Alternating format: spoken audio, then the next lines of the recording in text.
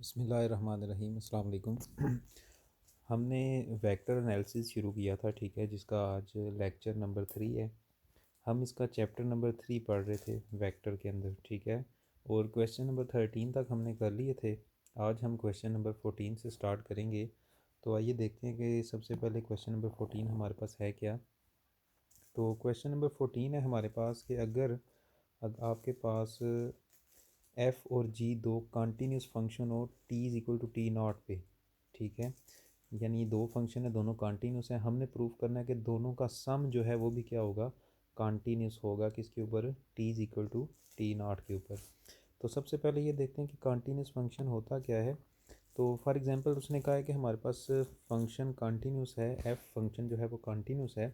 इसका मतलब ये हो गया कि अगर एफ़ कंटिन्यूस है, एफ़ इज़ कंटिन्यूस, तो इसका मतलब ये है कि कंटिन्यूस है, तो फिर at T is equal to T naught, तो इसका मतलब ये है कि F of T minus F of T naught का जो मॉड होगा वो लेस देन होगा एप्सिलॉन से, व्हेन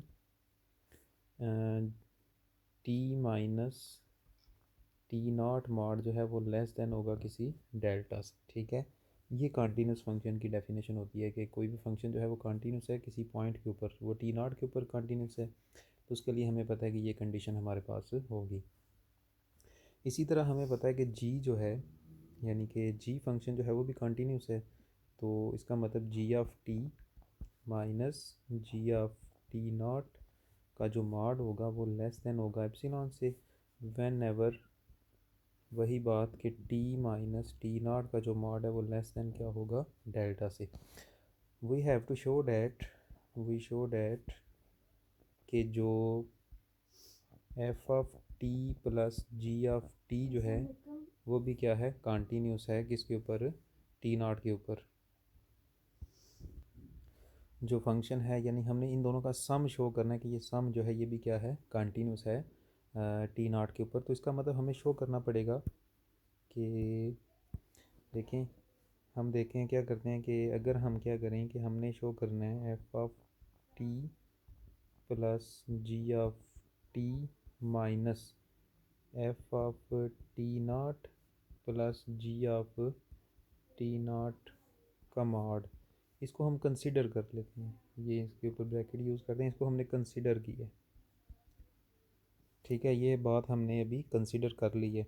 और इस बात को हमने शो करना है कि ये लेस देन क्या है, एप्सिलॉन। तो इसका मतलब यही हो गया ना, ये वो फंक्शन, ये उसमें वो पॉइंट, और ये लेस देन एप्सिलॉन होना चाहिए। अच्छा, ये अगर हमने ये कंसिडर कर लिया है तो इसको मैं कैसे लिख सकता हूँ? इसको मैं ऐसे लिख सकता हूँ कि एफ ऑफ टी, ठीक है, माइनस अप्लाई कर देते हैं, plus G of T minus F of T naught, ठीक है, minus ji of T naught का मॉड, मैंने माइनस अप्लाई कर दिया। इनको इकट्ठा कर लेते हैं, ठीक है, F of T minus F of T naught, दरमियान में plus G of T minus ji of T naught mod हो गया। अब ये दो टर्में हमने इकट्ठी कर ली, दरमियान में प्लस है। इसका मतलब अगर हम ये दो टर्म्स हैं तो अगर हम इसको अलग-अलग करेंगे तो दरमियान ये साइड क्या हो जाएगी, ग्रेटर हो जाएगी, ग्रेटर इक्वल हो जाएगी। हम लिख सकते हैं F of T minus F of T naught, ठीक है, plus mod G of T minus ji of T naught mod. ये मैंने क्या किया कि दोनों साइडें सम था तो हमने मॉड को सेपरेट कर लिया। अभी हमने पीछे देखा था कि एज़ हमें गिवन है कि एफ़ ऑफ टी जो है वो क्या है, कंटिन्यूस है। तो ये बात जो है, ये सारी चीज़ हमें पता है, एफ़ ऑफ टी अगर कंटिन्यूस हो तो ये सारी चीज़ किससे लेस होती है, एप्सिलॉन से, ठीक है। तो हम क्या लिख लेते हैं इसको, एप्सिलॉन ओवर टू भी लिखेंगे तब भी वही बात है। तो मैं इसको इसकी जगह पे अगर ये चीज़ लिख देता हूँ epsilon over two plus epsilon over two, तो ये चीज़ क्या हो जाएगी, लेस हो जाएगी, ठीक है। यानी ये साइड और मज़ीद ग्रेटर हो जाएगी और ये साइड क्या हो जाएगी, लेस हो जाएगी। और इसको ये दोनों किसके इक्वल हो जाएंगे, एप्सिलॉन। इसका मतलब ये हो गया कि ये सारा, यानी हमने ये बात प्रूव कर दी कि ये सारे का सारा जो मॉड है ये क्या है, लेस देन एप्सिलॉन है, ठीक है। तो इसका मतलब ये शो हो गया कि F of T plus G of T minus F of T naught plus G of T naught का जो मॉड है वो लेस देन एप्सिलॉन है। और ये बात साथ साथ ही चलती आ रही थी कि टी माइनस टी नॉट का जो मॉड है वो लेस देन क्या है, डेल्टा। ये बात भी साथ चलती आ रही थी, ठीक है। तो बात शो हो गई कि ये जो हमारा फंक्शन है ना, यहाँ पे ये जो लिखा हुआ है F of T plus G of T, ये क्या है, कॉन्टीन्यूस है। तो अगर आप क्वेश्चन यानी जो नोट्स इसके ऊपर है उस पर भी देखें तो कुछ इसी तरह से ही है, लेकिन उसने थोड़ा सा डिफरेंट किया हुआ है, लेकिन आप इस तरह से भी इसको कर सकते हैं।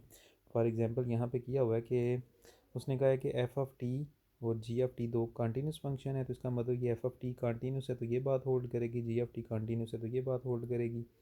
और उसने क्या किया कि दोनों ऐड कर दिए, दोनों को ऐड करेंगे, लेफ़्ट हैंड साइड लेफ़्ट में ऐड, राइट राइट में ऐड हो जाएगी। ये उसने क्या किया कि उसी तरह से जैसे मैंने अभी यहाँ पे किया कि यहाँ पे उसने ये माइनस वाला एफ ऑफ टी इधर शिफ्ट कर दिया और जी ऑफ टी को इसके साथ शिफ्ट कर दिया, तो ये दोनों का मॉड जो है वो भी क्या हो गया, लेस दैन 2/ε। तो यानी ये वही बात है, यानी कि इसने रिवर्स किया और आप अगर इसको दूसरी तरह से भी कर सकते हैं। नेक्स्ट है हमारे पास कि अगर ये जो फंक्शन है कि ये कंटिन्यूस है T is equal to T naught के ऊपर, ये हमने चेक करना है, ठीक है। तो फंक्शन कोई भी गिवन है, हमने सिर्फ ये चेक करना है क्या ये कंटिन्यूस है T is equal to T naught के ऊपर। तो लिमिट एग्जिस्ट करनी चाहिए कंटिन्यूस होने के लिए। हमारे पास कितनी कंडीशंस थी कंटिन्यूस होने के लिए, हमारे पास कंडीशन थी कि हमारा जो फंक्शन है f is continuous at T is equal to a. अगर ये कंटिन्यूस है तो इसका मतलब एफ ऑफ ए पे डिफ़ाइन होना चाहिए फंक्शन, यानी आप डायरेक्ट फंक्शन में ए पुट करें, आपका फंक्शन डिफ़ाइन होना चाहिए, यानी अनडिफ़ाइन या इन्फिनिटी आंसर नहीं आना चाहिए। दूसरे नंबर पे है लिमिट एग्जिस्ट करे। लिमिट एग्जिस्ट करने का क्या मतलब है कि लेफ़्ट हैंड लिमिट, ठीक है, is equal to right hand limit, ये आपकी लिमिट एग्जिस्ट करनी चाहिए। Left hand limit is equal to right hand limit. दूसरे नंबर पे ये है कि limit T approaches to a f of T is equal to f of a, ठीक है। यानी कि ये जो आपने limiting value of the function और डायरेक्ट जो आपने फंक्शन में वैल्यू पुट की थी, ये क्या होनी चाहिए, इक्वल होनी चाहिए।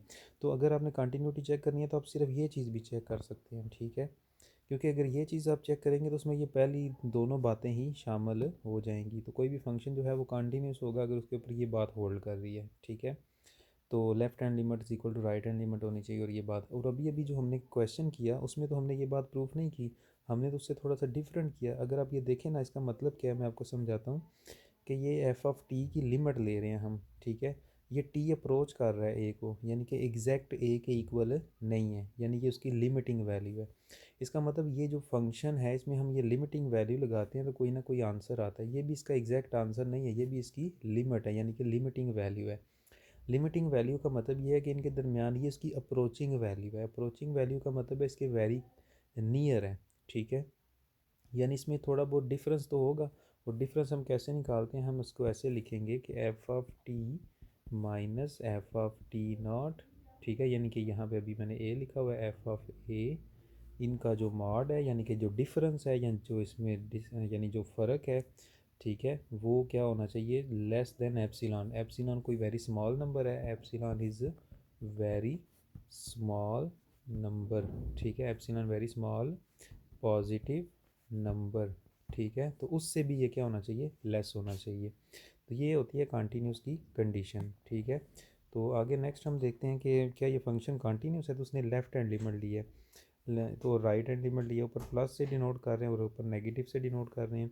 तो हमने क्या करना है, जब limit T approaches to zero, जहाँ जहाँ पे भी टी है वहाँ पे ज़ीरो लगाएंगे। तो अब देख सकते हैं जब टी यहाँ पे डिवाइड में है तो जब यहाँ पे ज़ीरो लगाएंगे इसकी जगह पे, तो ये इन्फिनिटी आंसर आएगा। और इन्फिनिटी में कुछ भी ऐड करें, ठीक है, कुछ भी ऐड करें तो वो क्या आएगा, इन्फिनिटी ही आंसर आएगा। इसी तरह जब हमने दूसरी लिमिट ली लेफ़्ट या राइट, तो उसमें भी आंसर माइनस इन्फिनिटी आ रहा है, ठीक है। तो और जब हमने डायरेक्ट ज़ीरो पुट करके देखा तब भी आंसर इन्फिनिटी आ रहा है, ठीक है। और ये आपस में इक्वल नहीं है क्योंकि ये फंक्शन ही अनडिफाइन है, क्योंकि मैंने कहा था कि ये फंक्शन क्या होना चाहिए, डिफाइन। तो यहाँ पे क्या है, अनडिफाइंड है, ठीक है। जब भी अनडिफाइंड फंक्शन होगा तो फंक्शन डिसकंटिन्यूस होगा, यानी कंटिन्यूस नहीं है। किसके ऊपर, T is equal to T is equal to zero के ऊपर ये फंक्शन क्या है, डिसकंटिन्यूस है। क्वेश्चन नंबर 16 है हमारे पास कि omega A B are constant, और एक फंक्शन है हमारे पास, हमने ये बात शो करनी है कि एफ़ का double derivative plus omega square F of T is equal to zero के इक्वल है। एफ ऑफ टी हमें गिवन है, ठीक है, हमने इसका एक दफ़ा डेरिवेटिव लेना है, तो आपको पता है इसका डेरिवेटिव क्या हो जाएगा। कॉस का डेरिवेटिव क्या होता है, माइनस साइन। इसका डेरिवेटिव यानी आप देख सकते हैं ए कॉस ओमेगा टी का डेरिवेटिव करेंगे, ठीक है, डी बाई डी टी हम करेंगे जब, तो इसका डेरिवेटिव क्या आएगा, ए वैसे ही रहेगा और कॉस का डेरिवेटिव क्या होता है, माइनस साइन ओमेगा टी। और फर्दर हम वो जो एंगल है उसका भी डेरिवेटिव लेते हैं फर्दर एंगल का डेरिवेटिव क्या हो जाएगा, ओमेगा टी का डेरिवेटिव आएगा ओमेगा, तो वो भी साथ आएगा, इसलिए हम लिखेंगे माइनस ए ओमेगा साइन ओमेगा टी। तो इस तरह से आप अगर साइन का डेरिवेटिव यानी इस टर्म का डेरिवेटिव करें तो वो क्या आएगा, साइन का डेरिवेटिव होता है कॉस ओमेगा टी, साथ में एक ओमेगा भी आएगा। इसी तरह फिर डबल डेरिवेटिव करेंगे तो क्या आ जाएगा, साइन का डेरिवेटिव कॉस और एक और ओमेगा आएगा जिसकी वजह से ओमेगा स्क्वायर बन जाएगा। इसी तरह यहाँ पे भी, और अगर आप ओमेगा स्क्वायर दोनों में से कॉमन लें और माइनस भी कॉमन लें तो दोबारा ये जो भी टर्म थी ये दोबारा अगर आप देखें तो आपका ओरिजिनल फंक्शन बन गया एफ ऑफ टी वाला। ठीक है, तो ये ओरिजिनल फंक्शन इसकी जगह पे क्या लगा दिया, एफ ऑफ टी। और इस टर्म को, सारी टर्म को दूसरी तरफ शिफ्ट करें तो ये जो आपने प्रूव करना था ये प्रूव हो गया। नेक्स्ट हमारे पास कुछ रूल्स हैं डेरिवेटिव के, ठीक है, वो आपको पहले से ही मालूम है कि दो फंक्शन ऐड हो रहे हैं तो डेरिवेटिव अलग-अलग हो जाएगा। मल्टीप्लाई हो रहे हैं तो यहाँ पे प्रोडक्ट रूल लगेगा, प्रोडक्ट रूल। और ये यहाँ पे भी प्रोडक्ट रूल है, ये यहाँ पे भी प्रोडक्ट रूल है, ये डॉट प्रोडक्ट के अंदर है और ये क्रॉस प्रोडक्ट के अंदर है। और यहाँ पे भी प्रोडक्ट रूल है, ठीक है, लेकिन ये यहाँ पे एक फंक्शन यानी फंक्शन है और दूसरा वेक्टर है। ठीक है, यहाँ पे ट्रिपल प्रोडक्ट है, ठीक है, उसके ऊपर भी हम यानी हर एक फंक्शन का एक का डेरिवेटिव कर लेंगे, बाकी वैसे ही फिर दूसरे का डेरिवेटिव, इसी तरह तीसरे का डेरिवेटिव। तो इस तरह से आप इसके डेरिवेटिव करेंगे। ठीक है, तो ये सिंपल से रूल्स हैं जो हम पहले से ही जानते हैं। नेक्स्ट है हमारे पास theorem number 1, show that necessary and sufficient condition for a vector a of scalar variable t is constant अगर उसका डेरिवेटिव क्या हो, ज़ीरो। तो अब ये बात पहले से ही जानते हैं कि किसी कांस्टेंट चीज़ का डेरिवेटिव लें तो क्या होता है, ज़ीरो होता है। तो अब ये प्रूफ है, हमारे पास थ्योरम है कि कोई अगर वेक्टर जो है, ठीक है, वो कांस्टेंट हो तो उसका मतलब है उसकी डेरिवेटिव जो है वो किसके इक्वल होगा, ज़ीरो के इक्वल होगा। नेसेसरी एंड सफिशिएंट कंडीशन है, ठीक है, यानी कि ये इफ़ एंड ओनली इफ़ वाला क्वेश्चन है। तो सबसे पहले हमने एक बात सपोज कर ली कि ए वेक्टर जो है वो क्या है, कांस्टेंट वेक्टर है, यानी ए वेक्टर क्या है, कांस्टेंट वेक्टर है। तो अगर आप उसका डेरिवेटिव लें दोनों तरफ, ठीक है, तो इधर भी डेरिवेटिव, कांस्टेंट का डेरिवेटिव क्या होता है, ज़ीरो के इक्वल होता है। और ये बात प्रूफ हो गई जो हमने प्रूफ करनी थी। ठीक है, अब कन्वर्सली सपोज कि डेरिवेटिव क्या है, ज़ीरो के इक्वल है। यहाँ से ये डी टी यहाँ पे डिवाइड हो रहा है, दूसरी तरफ आके क्या हो जाएगा, मल्टीप्लाई। दोनों तरफ इंटीग्रेशन कर दें, दोनों तरफ इंटीग्रेशन करेंगे तो आप जानते हैं कि ये इंटीग्रेशन है और ये डेरिवेटिव है। ये तो इंटीग्रेशन और डेरिवेशन तो एक दूसरे के इन्वर्सिस होते हैं, तो ये ख़त्म हो जाएगा और यहाँ पे ज़ीरो बाहर आ जाएगा और इंटीग्रेशन करेंगे डी टी की। तो डी टी की इंटीग्रेशन क्या आएगी, टी और प्लस कांस्टेंट, ये कांस्टेंट जो है ये कांस्टेंट ऑफ इंटीग्रेशन है। तो ये ज़ीरो हो गया और ए किसके इक्वल आ गया, कांस्टेंट के इक्वल। तो हमने सपोज प्रूव कर लिया कि अगर ए कांस्टेंट हो तो डेरिवेटिव ज़ीरो होता है, और अगर डेरिवेटिव ज़ीरो हो तो ए क्या होता है, कांस्टेंट होता है।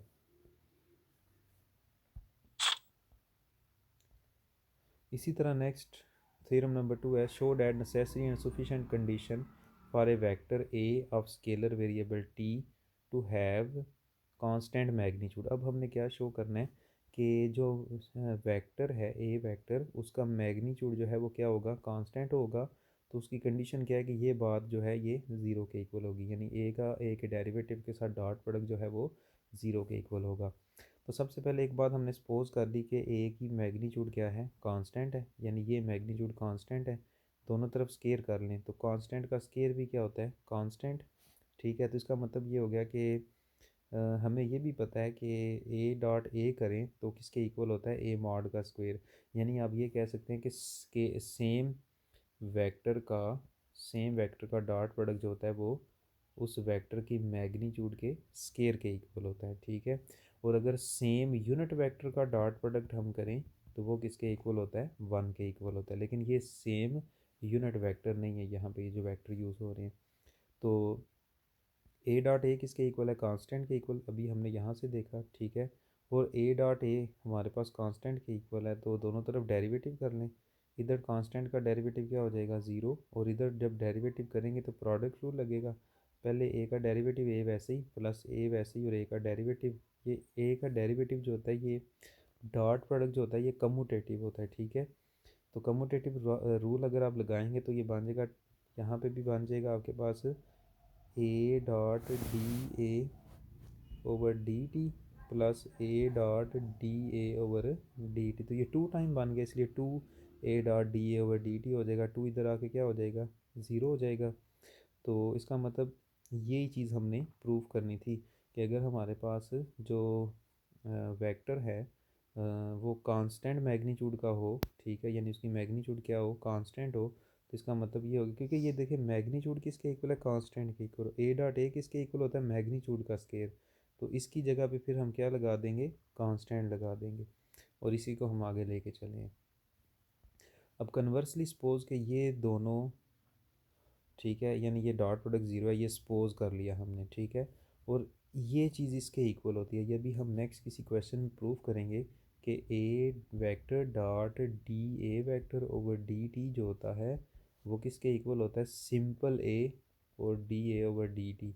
ये भी हम नेक्स्ट आगे किसी क्वेश्चन में प्रूव करेंगे कि ये दोनों वेक्टर हैं, ये भी वेक्टर है, ये भी वेक्टर है, लेकिन ये किसके इक्वल होता है, ये स्केलर है, यानी मैग्नीट्यूड, और ये क्या है, मैग्नीट्यूड है। तो ये एक रिज़ल्ट है, ये हम अगले कुछ क्वेश्चंस के बाद हम इसको प्रूफ भी करेंगे, तो इसलिए हम इसको ये इसके इक्वल लिख सकते हैं, ठीक है। ये डी टी यहाँ पर डिवाइड हो रहा है, दूसरी तरफ जाके मल्टीप्लाई हो जाएगा, दोनों तरफ इंटीग्रेशन करेंगे। ए जो है यहाँ पे सिर्फ ए, सिर्फ ए का मतलब क्या होता है, ए का मैग्नीट्यूड, तो ए का मैग्नीट्यूड था, तो इंटीग्रेशन करेंगे, साथ डेरिवेटिव ए का मौजूद है, तो ये उस पावर में एक का इजाफा उस इजाफे से डिवाइड, यानी इंटीग्रेशन करेंगे तो पावर एक बढ़ जाएगी और उसी से डिवाइड करेंगे।